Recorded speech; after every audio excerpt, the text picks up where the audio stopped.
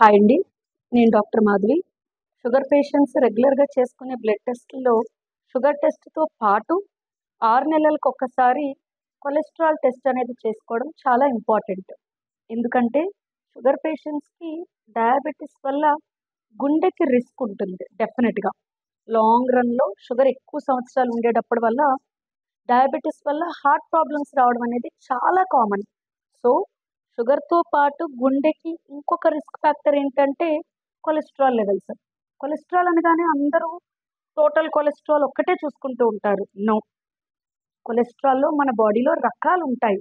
చెడు కొలెస్ట్రాల్స్, మంచి cholesterols.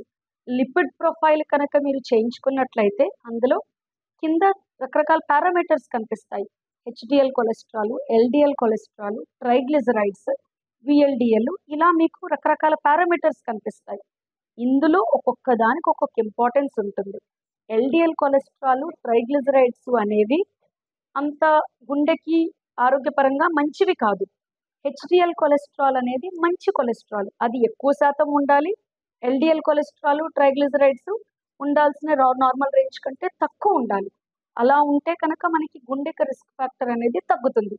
Sugar patients ఖచ్చితంగా లిపిడ్ ప్రొఫైల్ చూసుకొని, కొలెస్ట్రాల్ కనుక ఎక్కువ ఉన్నట్లయితే దానికి కూడా టాబ్లెట్స్ పెట్టుకొని యూజ్ చేస్తే గుండె ఆరోగ్యంగా ఉండేలాగా చూసుకోవచ్చు. Thank you.